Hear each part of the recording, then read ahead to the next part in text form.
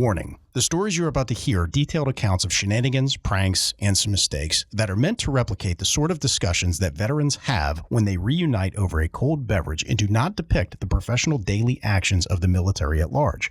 We hope to make you laugh, but not to disrespect our proud men and women in uniform. Listener discretion is advised.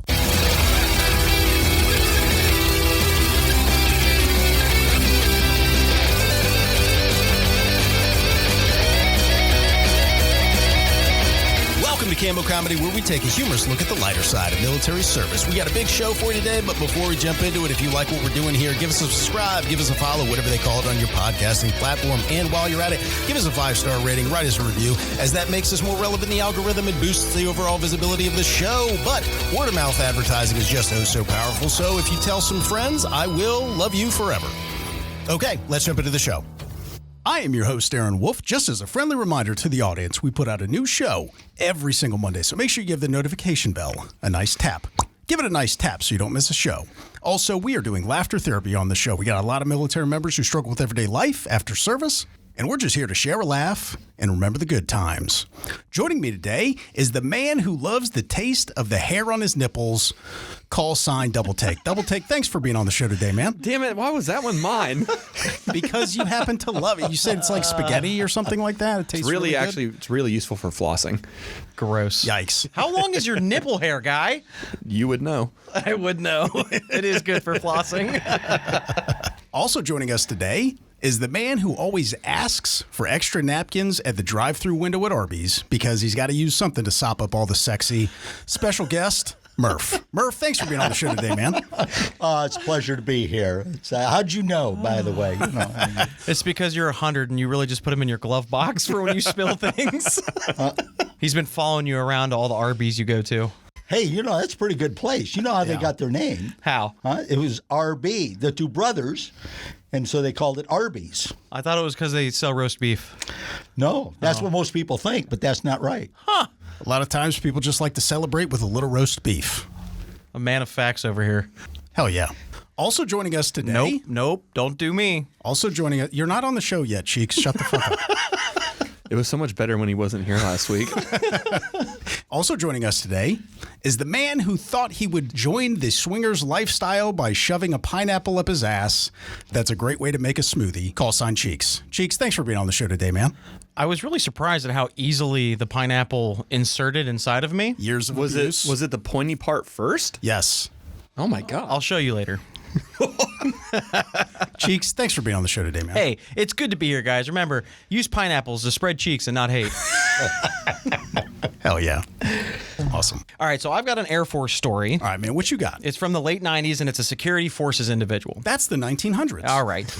So this individual is an enlisted fella. However, he got the nickname The Colonel. Okay. Okay. Was he a fan of fried chicken or what's the... I think he just liked to racist. spread eagle a lot.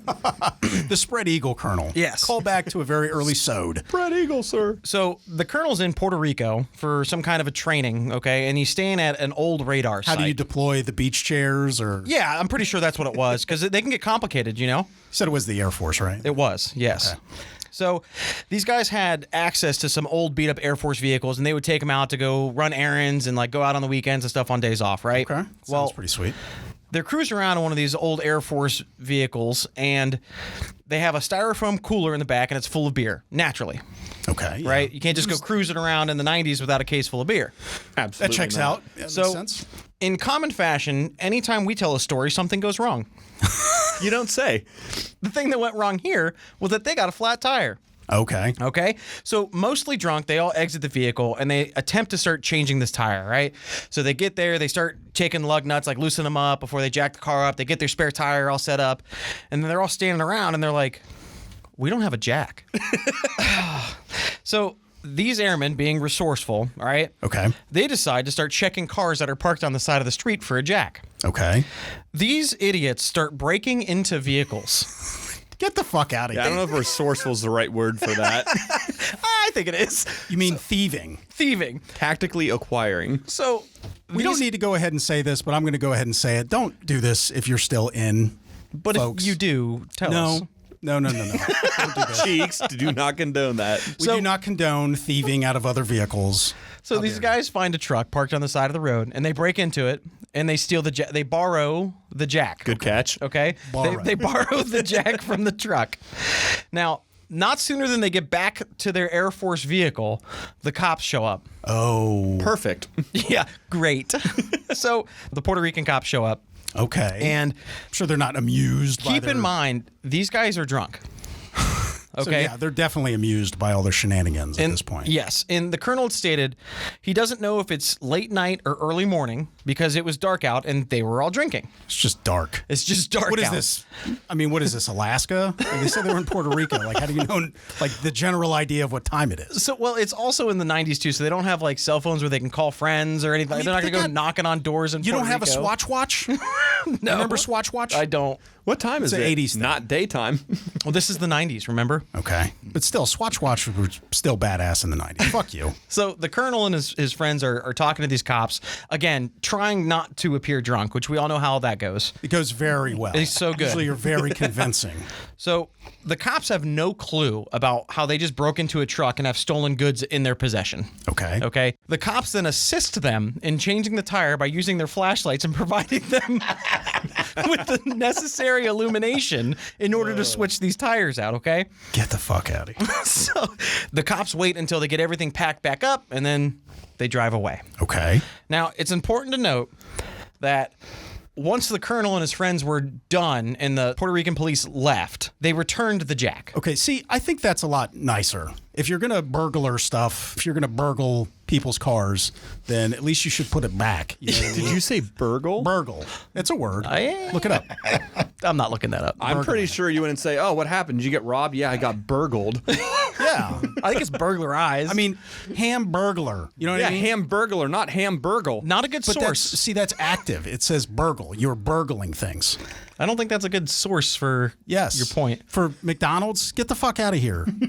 I grew up on them. My favorite part of this is that, one, when they were done and the cops left, they broke back into the truck that they stole from to return the stolen property. So they're borrowed. They're unstealing. They're unstealing. They're It unborrowing. cancels. Unborrowing it. They're unborrowing it. Okay. And then they decided that they were never going back to that neighborhood again. Why would they? Probably wise to steer clear. Yes. Nice. Okay, I guess I got the next one. All right, what you got, Murph? Well, this one also goes back to the 1900s. Oh, geez. But this is going back to 1969. Oh, wow. Wow. Sounds like a good year. Well, it was for some folks. This is basic training, Okay. A little bit closer.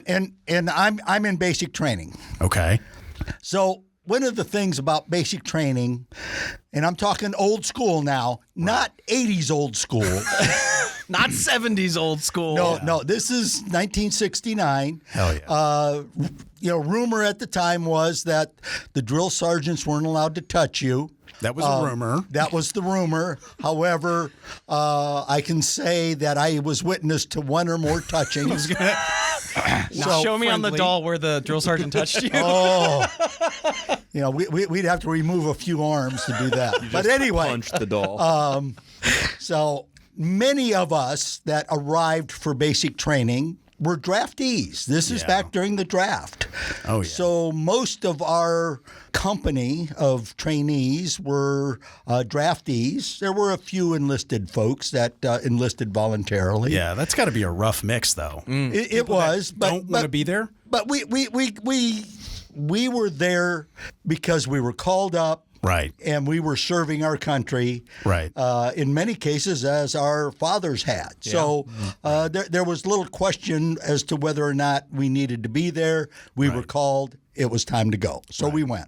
So one of the first things that happens when you arrive at basic training back then was they wanted to put as much stress on you, both physically and mentally, as they possibly could. And that's why the drill sergeants touched you. Well, they didn't touch me. You get off the bus and they just fucking knock you out cold. Oh, geez.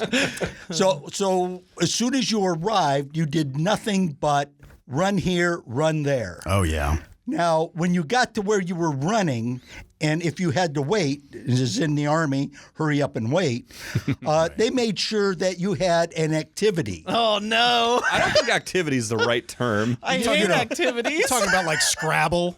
What are you talking about? Activities? I don't think they were playing charades waiting to go to chow, Aaron.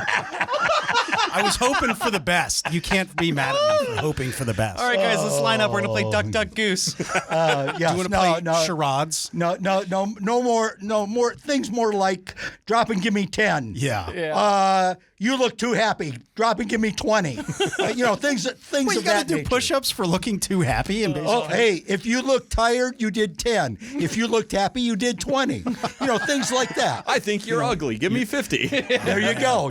I would constantly be doing push-ups. Of course, all of us were brand new, so none of us could do but maybe 5 or 8. So then we had to do another 10 on top of that for not completing the first 10. But anyhow, anywhere we went, we ran. Yeah. That makes sense. So there was always things going on that physical. Even if you went and took a test, which we had to take a lot of them back then, all these written tests to decide what your MOS might be, military occupational specialty at that time. Oh, wow. Of course, we all knew we were going to be 11 Blood, which is infantry. Yep. But nonetheless, you still had to take the test just in case. In case you were smart enough to not be. This guy's too smart to be here. No, You're not supposed to be here.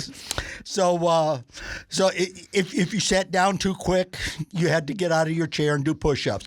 If you sat down too slow, you had to get out of your chair and do push. It was all that kind of stuff. Yeah. So you were constantly doing physical things. You were constantly thinking about, what am I doing wrong that I'm going to have to do push-ups? What am I doing wrong that I've got to run extra?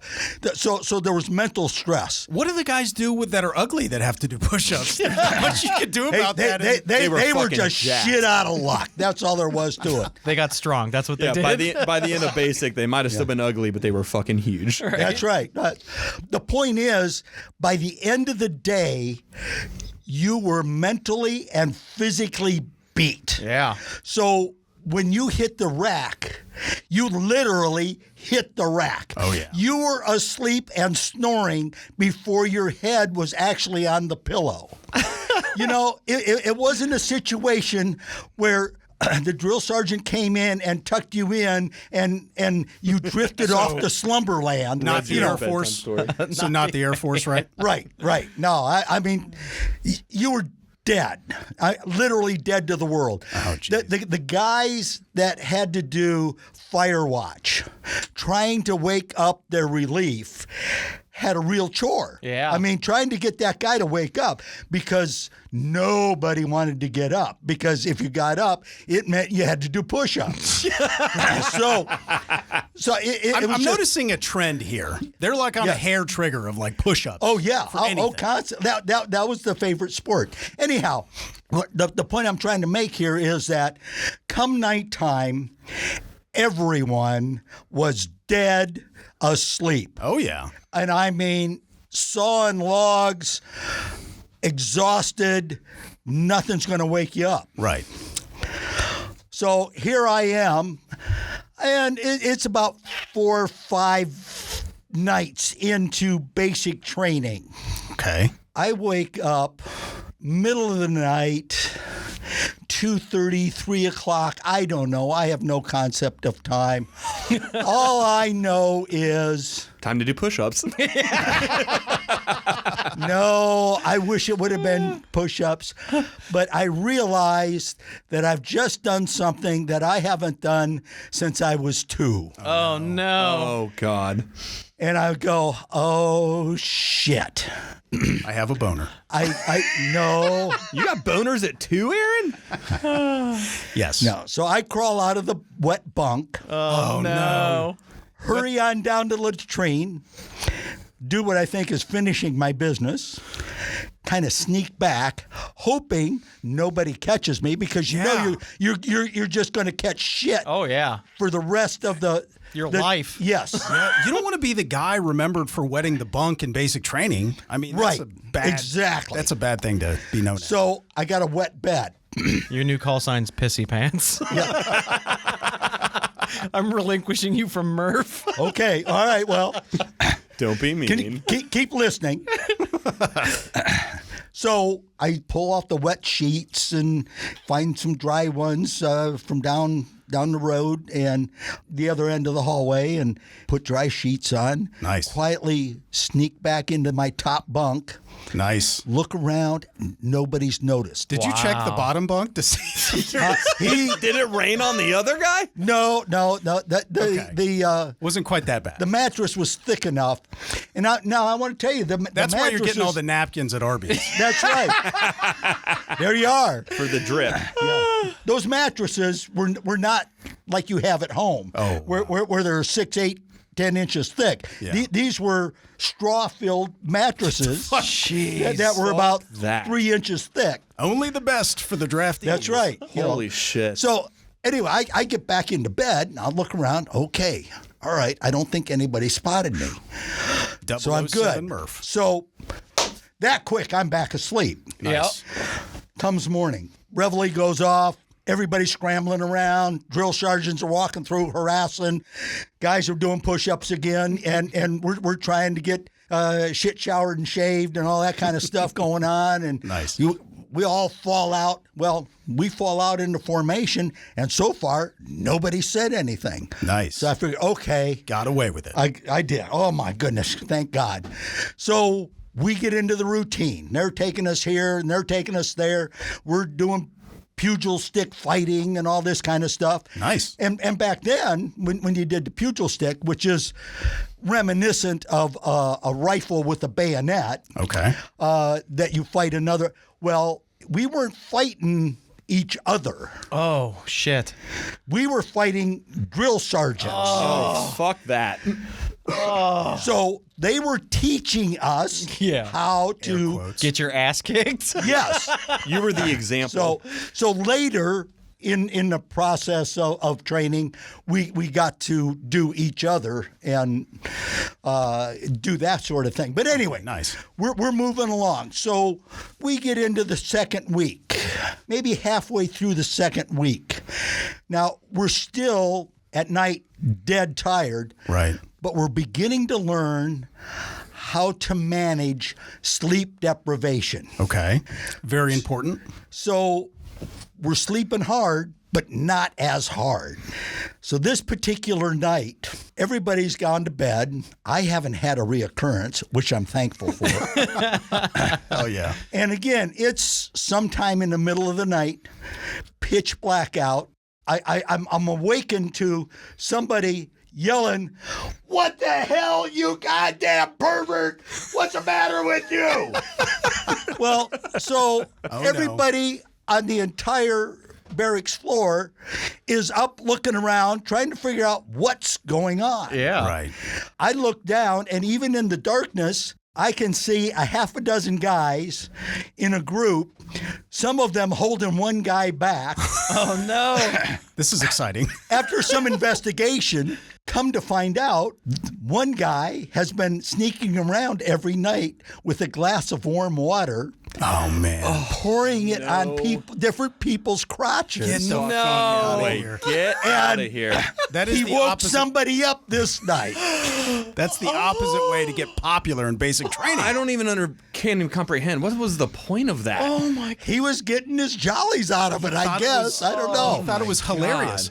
Now, that's the thing I'm curious about is that, like, you have very little windows for sleep. Yeah. So why in the hell, even if you thought it was hilarious, why would you go around dumping glasses of water That's how on you get guys' a crotches? That's how you get a soap party. Yeah. Well, Good way to get your ass kicked. Well, I must say that within a few days, he was no longer part of our unit. Say it isn't so. That's probably addition by subtraction right there. Yeah.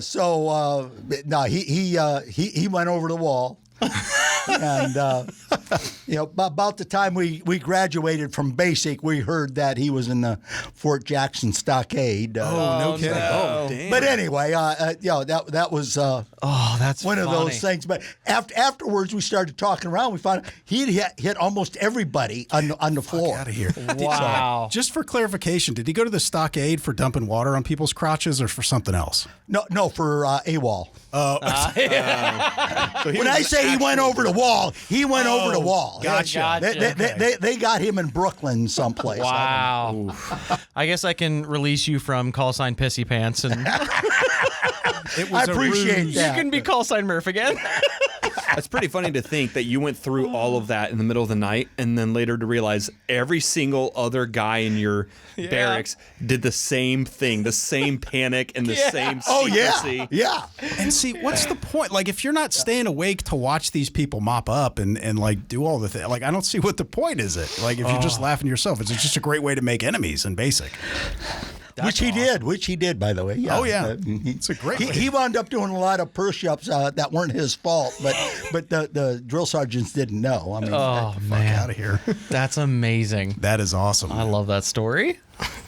That guy's call sign Pissy Pants. Call sign Pissy humongous Pants. dick AWOL motherfucker. If you're out there, I want to hear your version of the story. I guarantee he would be the victim. He is still in the stockade to this day. man. They had no sense of humor. I thought it was funny, guys. That's amazing. All right, so for the next story, this is going to be from an Air Force deployment. And so two of the guys on this trip had the same days off. Okay. So these two guys, they're messaging each other, hey, I'm going to the gym. Okay, I'm going to grab chow. And then their plan was to meet up after they had both gotten a couple things done. Okay. So the one individual, we'll call him Maddie. What's up, Maddie? Maddie was telling Bob, the other guy, hey, Bob, like, come to my room when you're done. That's where we'll hook up, and then we'll go work out. So they were hooking up? Hell yeah. That was probably not the best choice of words. That's what your days off are for right there. Hey, 8 months is a long time. Oh, nice. Anyway, so Bob comes over to Maddie's room in very Bob fashion. Doesn't knock, just opens the door.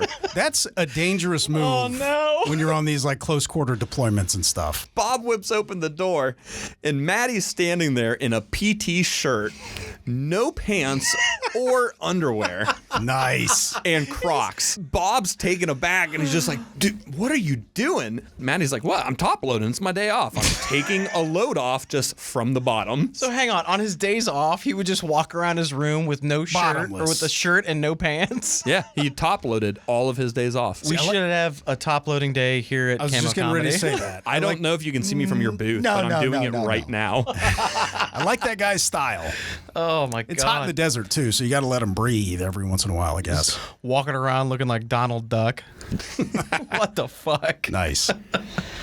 They had a good laugh about it, and then Maddie put his pants on, and they went about their About day. fucking time, Maddie. Yeah. And then he just waited for the next day off and did it again. Oh, that's amazing. But also, don't go whipping open doors on people. What are you, Dwight Schrute?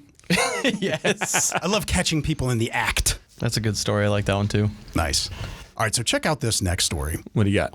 We got ourselves an Army story, and this story's going back to 1993. That's the 1900s. Don't. How dare you, sir? Yeah, but it's the late 1900s. Yeah. That is, you're right. It is. Barely qualifies. So wait, was this after the South seceded from the States? That's a little later than that. So this story takes place during what they call one-station unit training. Cheeks, if you wouldn't mind telling the audience members who might not know a brief description of what that is. Yeah, so OSA, one station unit training, it's what I had to do when I went through infantry school. So at least when I went through, if you were in the infantry, you didn't just do basic training and then go somewhere else with different drill sergeants for your AIT, your advanced individual training. So like if you're a medic, for instance, you'll go to your basic training with a bunch of different people who will all have different MOSs, and then you'll go to your specialized training, your AIT, where everybody there is a medic. Okay. If you're at OSUT, so when I went to Fort Benning for basic training, we were all infantrymen from day one all the way through basic training, and then we kept the same drill sergeants, the same barracks, the same bunks and everything all the way through AIT. So it was wow, that one sounds- station. It was fucking horrible. Sounds like you'll be doing a lot of push-ups. So many push-ups, because if you fuck up on like week 3, it's not like at the end of your basic training you can go find new people to fuck around with. It's you're that guy Yeah. for the entirety of your training. There's no fresh start. no, It's the just opposite. Months. It's just months and months of being the shitbag. It's terrible. Yeah, if you get on that radar. So this story takes place at Fort Benning, Georgia, right? We've got one main character here, and we're going to call him Private Chud. Okay? What a Private name. Chubb? Chud. Oh, Chud. Private Chud. Sorry, Chubb. So, Private Chud, let me describe him a little bit. He is about 6'5", very intimidating presence, and he's doing fairly well in this OSUT training, right? During this time in 1993, this training also included landmine course, right? So what they did in landmine course is you would get like familiarization with like the differences between like anti-tank mines, anti-personnel mines, claymores. You would go over how do you disarm them, how do you detect them, how do you deploy them, just things of this nature, right? So they're going through this block of instruction with landmines, and Private Chud is out talking to the drill instructor, right? And the drill instructor is giving some instructions. They're getting ready to start an exercise. And so the drill instructor is standing there and saying, all right, trainee, so what I'm going to need you to do is go prone. You're going to want to go forward, identify if there's any tripwires, X, Y, Z, that kind of thing. As the drill instructor is giving these instructions, he's face to face with Private Chud. And as he's going through these instructions, he kind of turns around and now he's facing the other trainees that are just kind of standing by waiting for their time to come in and do their exercise, right? So as he says this, he asks Private Chud, do you understand? All that the drill sergeant hears is, Oh, no. Is he standing up? I just realized this is a story where Chud dies. Private Chud was absolutely standing up. He had fallen asleep standing up talking to the fucking drill instructor. And they're talking, this is like the middle of the day, and everybody is standing around. Now, Sleep deprivation. Yeah, Actually 'cause impressive. Somebody pissed his pants last night. so check this out. As you can well imagine, the drill sergeant was not impressed by this. So he kind of turns around. He's like, hey, what the fuck? You gotta be shitting me. You fucking fell asleep. Wake up, drop and give me 25. What the fuck? So Private Chud drops and start doing 25 push-ups. And all this kind of stuff. He had woken up. He had been brutally woken up by this point, right? However, the drill instructor kind of started hearing that this was an ongoing thing for Private Chud. Hang on. It was an ongoing thing for him to fall asleep standing up? Yes. Is this like before narcolepsy was a thing? This was not the first time this happened. Oh my God. So he says, okay, this might actually be a medical issue. So he refers him to go over to the hospital to be checked out for narcolepsy. So if you do have narcolepsy, you actually are disqualified from military service, at least at this time, right? Hey, I think I have narcolepsy. Yeah. So this is where the story takes a bit of an odd turn. As Private Chud is getting checked out, the FBI contacted Fort Benning, and they were looking for Private Chud. No. Apparently, Private Chud had been wanted for some cocaine trafficking back home, and he thought that he would kind of like hide out in the army, so he quickly joined and kind of went in there. Well, that didn't work. Well, they tracked him down, and Don't say. It just so happens that the doctors and everything did actually diagnose Private Chud with narcolepsy, and they were in the process of medicaling him out of military service. And once he had out-processed, they turned him right over to the feds. What the fuck? God, that sucks. No wonder he needed to traffic cocaine. He was falling asleep all the time. But do you think he did it when he was asleep and he didn't know he was doing it? Nope, don't think that was it. I don't think that was it. I think he just needed to pick me up. Holy shit. I think he was probably not used to being off of the booger sugar. Yeah. You know what I mean? Wow.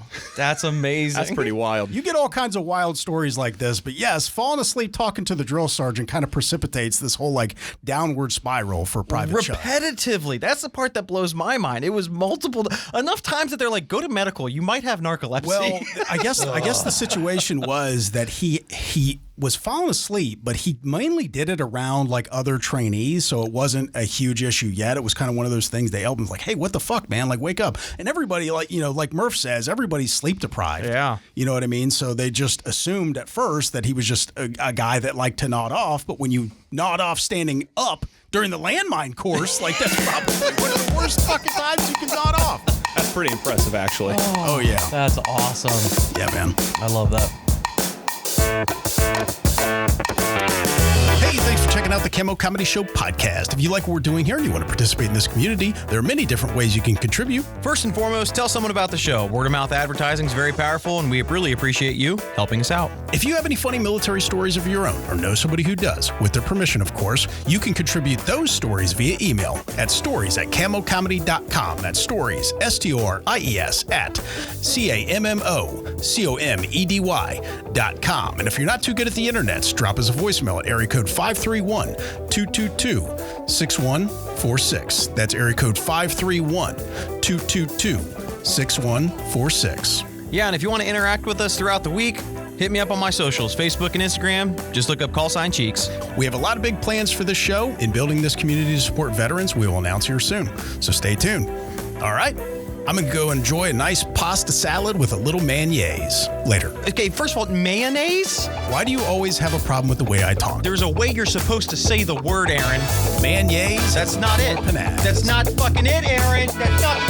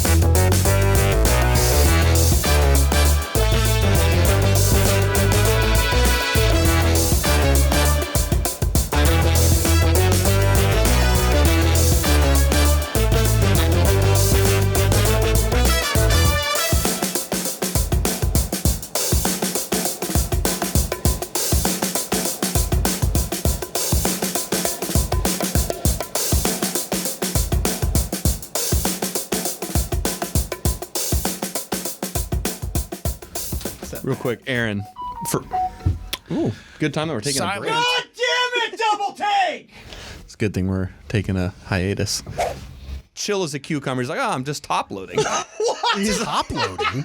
Like, what? Top loading? Top loading, where you wear just a shirt and nothing else. Oh, that's Okay. Top amazing. loading. He's fucking Pooh Bearing it.